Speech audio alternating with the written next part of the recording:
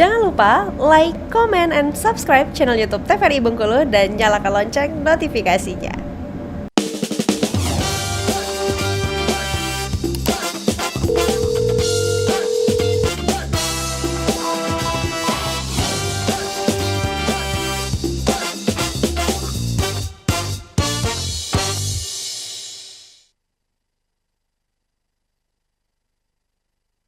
Ini saya ingatkan kembali pemirsa, untuk pemirsa yang ingin konsultasi secara langsung bisa kontak WhatsApp di 0811 101 3210, atau juga pemirsa bisa komen di kolom postingan Instagram TVRI Bengkulu dan akan kita bahas bersama narasumber yang hadir.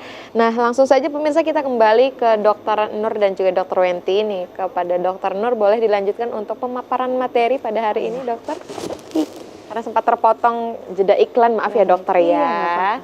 Kita lanjut ke sini ya, tentang anjuran konsumsi ikan, karena kan dasarnya dari sini. Ikan dan makanan laut ini kan sebenarnya kenapa dijadikan bahan makanan yang cukup potensial, karena kandungan asam lemak tak jenuh gandanya, terutama atau disebutnya polyunsaturated fatty acid atau PUFA.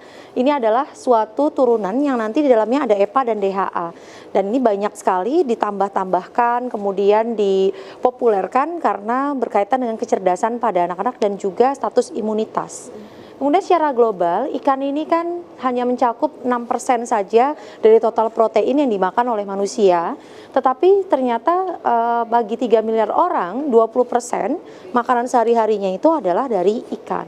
Ini adalah data dari FAO. Nah, anak-anak sebenarnya dianjurkan makan ikan 2-3 kali setiap minggunya.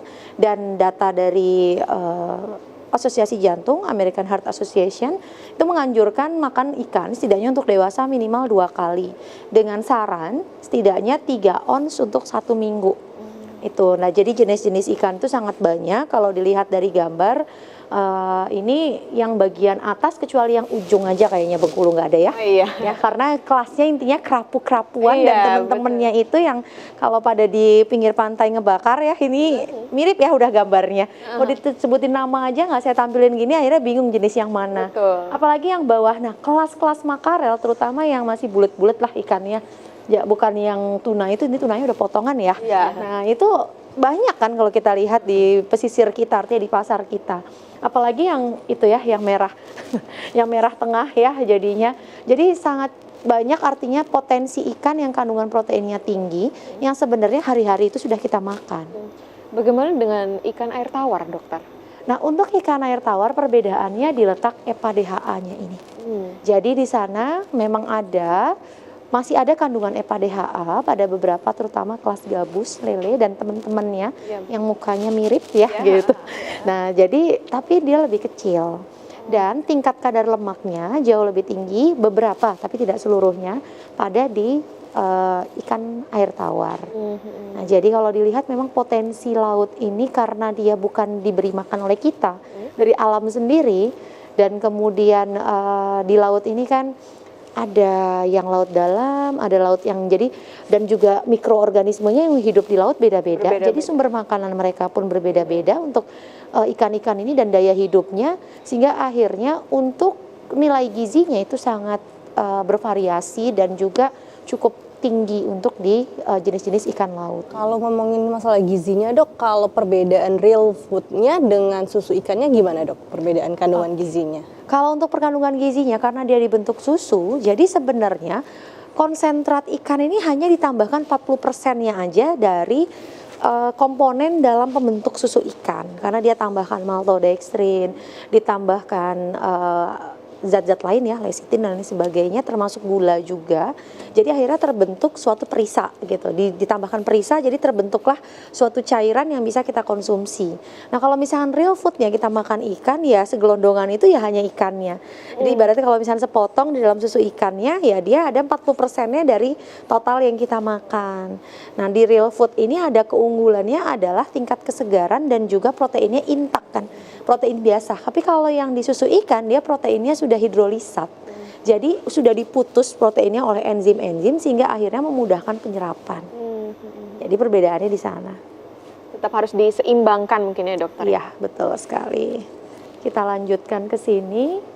Riwayat susu ikan ini kan inovasinya karena dilakukan oleh KKP dan juga Kementerian Koperasi, sehingga susu ikan ini akhirnya mulai menjadi alternatif saat ini karena merupakan suatu turunan dari HPI ini yang diolah. Nah, HPI sendiri adalah ekstrak protein ikan yang mulai dikembangkan, artinya di tim bioteknologi Litbang KKP pada tahun 2017. 5 tahun terakhir memang banyak sekali ya penelitian laporannya terkait hal ini, dan susu ini adalah bisa dikatakan susu analog, susu yang berbahan baku bukan dari hewan tetapi bukan bahan baku hewan yang punya kelenjar. Bukan Jadi dari makanya mamalia ya dokter ya? kalau dibilang apakah kita menamakannya susu ekstrak ikan, sebenarnya ya sah-sah saja, karena sebenarnya ini adalah susu analog atau menyerupai susu, begitu.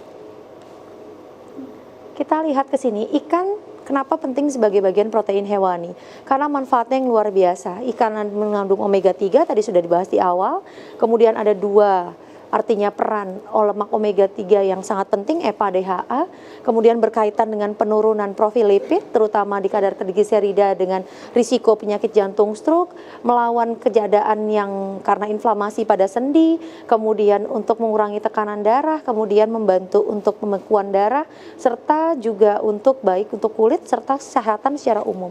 Fungsinya banyak untuk imunitas. Inilah yang mengakibatkan mengapa protein hewani yang selalu dianjurkan untuk orang yang bahkan restriksi protein atau kondisi-kondisi yang kurang diperbolehkan makan protein banyak, justru diedukasinya adalah ke ikan duluan yang lebih dominan untuk dikonsumsi. Kita lihat di sini perbandingan konsumsi protein negara-negara di dunia. Indonesia ini tampak sekali bahwa Indonesia Masih sangat rendah ya, di dokter, bawah ya? 100 gross ya per kapita dibandingkan negara tetangga. Karena konsumsi protein ini penting untuk makanan sehat dan kita cukup rendah, inilah salah satunya program pemerintah kita untuk mempopulerkan dan juga untuk mengedukasi orang untuk segera makan ikan, terutama daerah pesisir. Nah, ada data lagi nih tambahan yang perlu saya ini kan adalah nanti sedikit satu lagi nih yang Bengkulu. Terutama yang paling rendah itu adalah di Indonesia Timur. Kemudian untuk wilayah Sumatera sendiri kalau dilihat dari tingkat kepekatan sebenarnya tidak jauh beda dengan Kalimantan dan Sulawesi di mana produk ikannya cukup banyak. Cukup banyak Dan terutama untuk kita yang Bengkulu malahan menurut saya muda loh ini. Iya, Warnanya betul, ya betul. kalau dilihat. Nah, kita lihat berapa sebenarnya nilai Bengkulu. Oke, ini dari konsumsi protein yang dari jenis-jenisnya dulu ya untuk Indonesia. Terutama proteinnya didapatkan dari padi-padian karena walaupun dia bukan sumber protein tapi sumber karbohidrat, ada setiap satu porsinya 4 gram protein. Jadi memang menyumbangkan dari unsur padi-padian ini karena makanan pokok kita. Kemudian yang kedua, makanan minuman jadi ini mencengangkan ya. Ternyata orang Indonesia cukup populer. Ini data loh, ini data sampai tahun 2022. Data resmi ya, artinya bahwa protein yang jadi yang sekarang kalau misalkan sering di marketplace suka ada ya tambahan protein atau high protein yang bubuk segala macam, penggunaannya cukup tinggi. Cukup tinggi ya. Sampai hampir 30% orang Indonesia, sepertiga orang Indonesia menggunakan. Baru nanti dari ikan, kacang-kacangan, daging, bahan lain, dan sayur-sayuran sedikit. Baik dokter, sebelum kita lanjutkan, kita harus jeda terlebih dahulu nih dokter. Pemirsa, jangan kemana-mana, tetap saksikan dokter kita bersama Kita Sehat.